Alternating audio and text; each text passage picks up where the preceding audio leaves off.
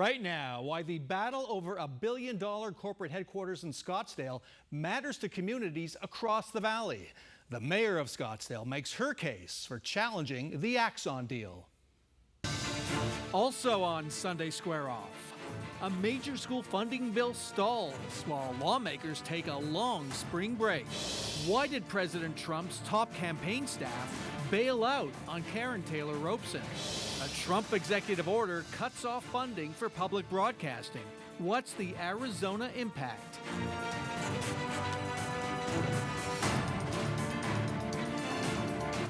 Well, if you're trying to repair a relationship in your family, you don't start by hiring a lawyer. You start by talking to them. Once we figure out where we're at, then we're able to figure out how a deal can be formed. That's the reality of the situation. It doesn't hurt anybody, doesn't insult anybody.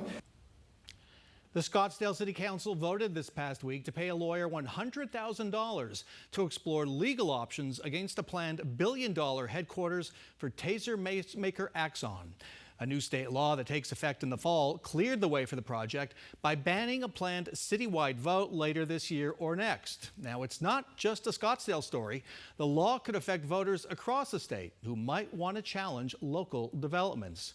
Joining us now is Scottsdale Mayor Lisa Borowsky, a lawyer and former council member, now 5 months into her first term as mayor. Welcome to Square Off. Hello, thank you for having me. Good to see you. You inherited this project when you became mayor. It was approved by the previous council.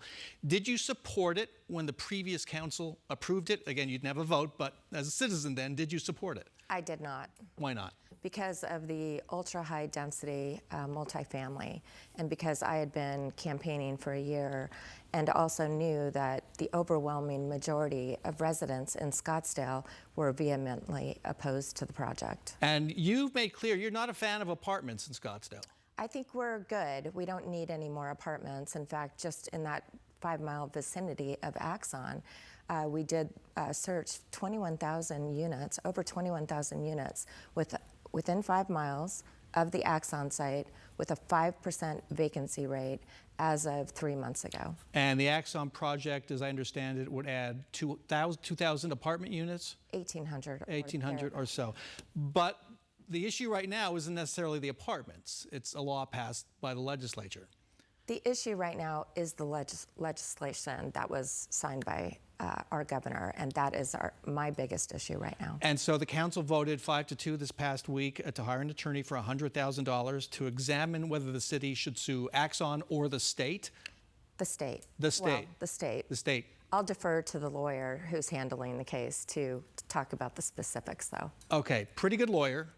Dominic Dre has appeared before the U.S. Supreme Court, the state Supreme Court. You are a lawyer, though. What are the potential legal issues here? Well, I don't do this type of law. I've done commercial litigation my entire career, and this constitutional issues or arguments are way outside of my scope. Okay, what would you say to taxpayers who wonder whether $100,000 is worth spending right now? I would say that the agenda item was for $200,000, and I made the motion, an alternate motion, to reduce that in half because we need the ability to get a competent legal opinion, which I know won't cost $100,000.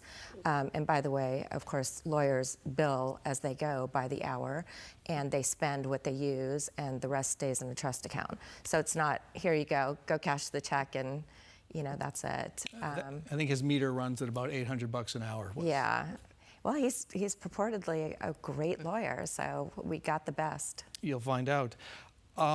There's also a citizen initiative gathering signatures for a statewide vote in November 2026 to overturn this state law that allows the Axon project to go forward. Do you support the initiative? I do. I support the referendum process and the voters' right to petition their government, which is also an issue in Scottsdale in this case.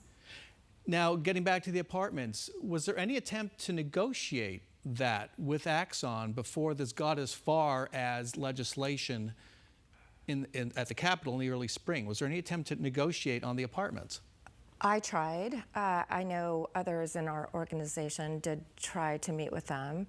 My personal experience, I'll speak to, was very productive when I met with Rick Smith and his team, and I thought we had the opportunity, and I know we could have resolved it.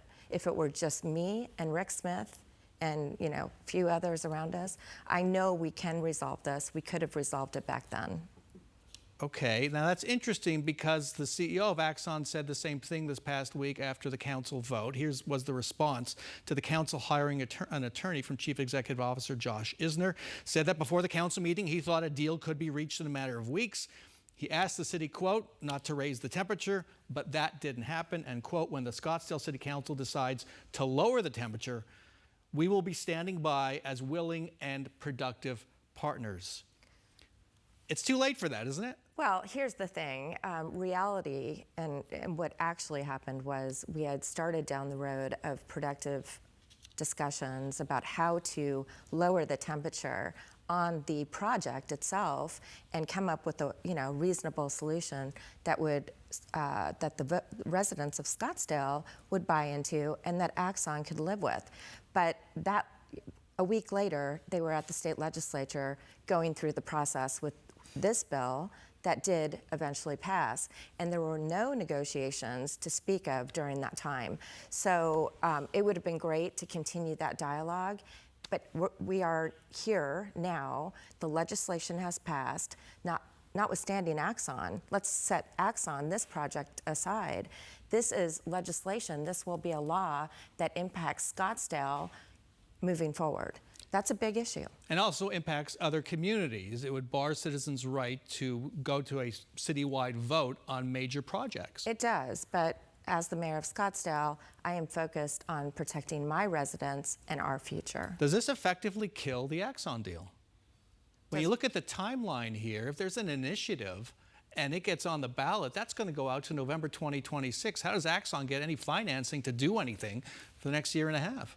So I don't know the answers to Axon's question. I do know, having practiced commercial litigation my entire career, when litigation or disputes start, it seems like there's an impasse that cannot be overcome. However, it's the quickest way to mediate disputes and resolve them. Are you willing to lose the Axon deal over this? Let Axon go to Texas or some other Arizona city? I have been on the record the entire time. I prioritize keeping Axon in our community, and I know there's a way to do it. We'll find out. Mayor Lisa Borowsky, thanks so much for joining us. Thank you.